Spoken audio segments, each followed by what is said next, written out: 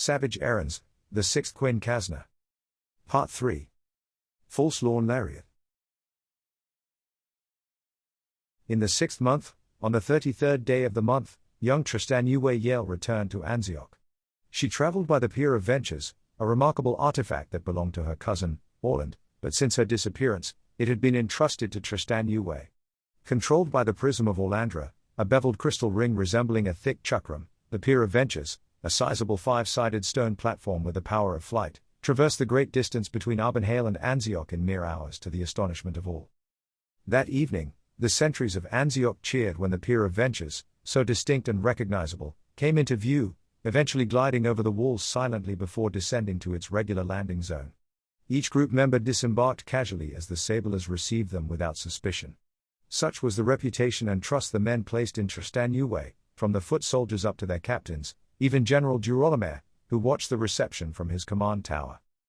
Tristanué's welcome, though warm and genuine, could not compete with the loud greeting the Sablers gave Lady Skythorn, whom they regarded as much a song prophet and warrior as her legendary mother, the founder of the Sabler Commonwealth. Also, the Sablers counted it all good fortune that Lawn Lariat, to them the sharpest sword in the world, that celebrated sword of saints, was near. Despite being fiercely competitive, Tristanué did not mind coming in second to so adored a saint, one most explicitly sponsored by powers not found in the mundane world. Days into her visit, she wore Sefragello's masterwork with great assurance, secretly enjoying the boost in height the boots imparted. She even liked the sound of her heels as they clacked against the polished tiles of Ashen, the pale dragon-controlled sanctuary around which Anzioch had been built ages ago. She was no longer that tall, gangly girl on Arbonhale. No, she was a woman, with a woman's body, and a woman's beauty, and now a woman's walk. And for the first time, she was learning just how much power lay in these two possessions, the clay and the curve of it, and what power did not.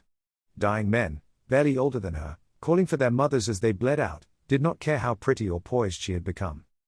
When strolling along the city walls, passing by the banging smiths, walking past archers repairing their bows, or patrolling the blackened northern fields where enemy siege engines had caught fire and burned to the ground days before, whenever a whip of wind or blast from the bellows fluttered one drape or the other, or both, she reflexively palmed them down.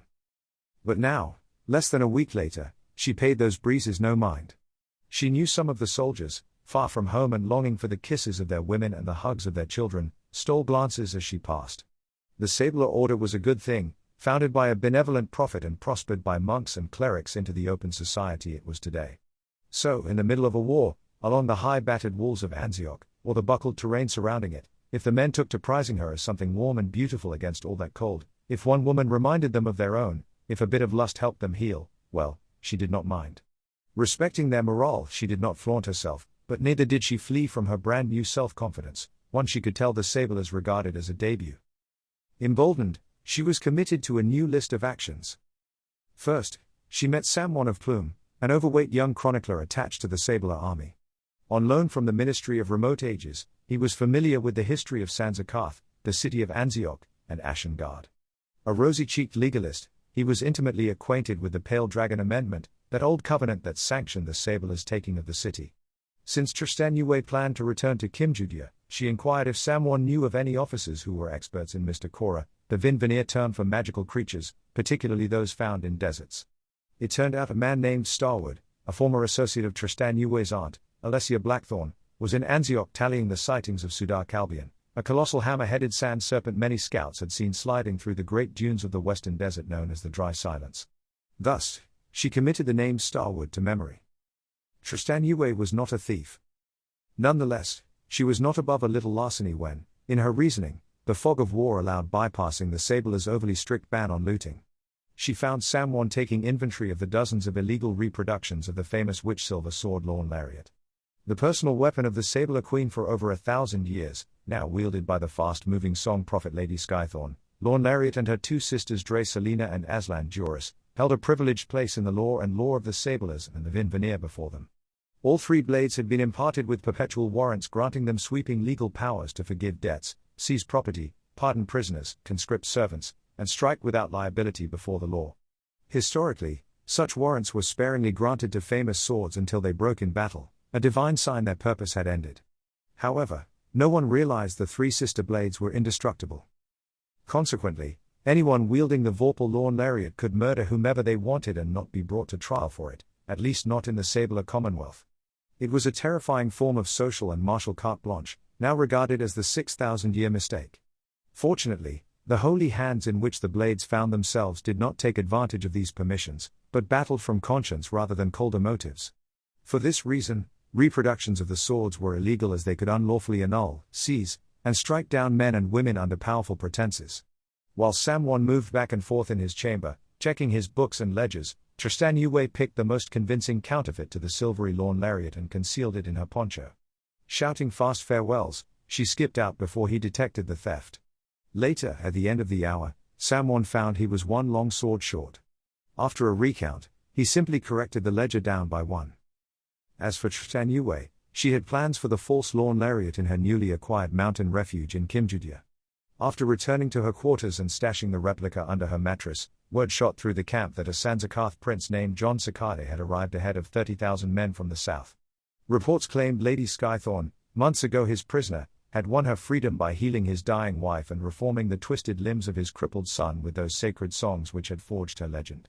Stunned by the dual miracles Lady Skythorn performed, the hard political bias of the southern prince was shattered when his son, seconds before simple-minded and lame, straightened out before his eyes, stood, and ran to him. Against such overwhelming grace, even the most rigid political loyalties disintegrate. When he had regained himself after many tears, he begged how he could repay such staggering and unmerited mercy, going so far as to offer the better half of his kingdom in gratitude.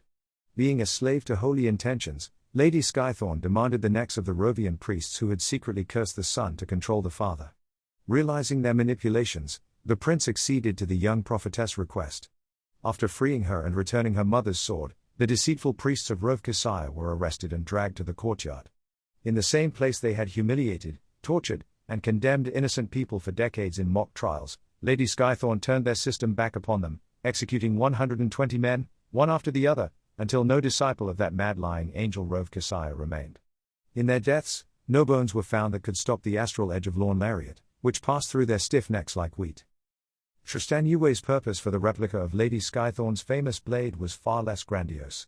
Since the reputation of Lady Skythorn was spreading so fast throughout Sanzakarth, it occurred to Tristanué that she might be able to bluff her way out of some minor confrontations if future rebels believed lawn lariat was in her possession. Or better, possessed by her bodyguard, Jocasta Valan, who Tristanué thought was just a few wardrobe choices and one haircut away from resembling the celebrated prophetess. On this, Tristanué wondered if impersonating a saint was all that much of a sin. Undoubtedly, the powers of heaven, those flawless Nuwon Jin, would consider her good intentions when weighing her schemes on their holy scales.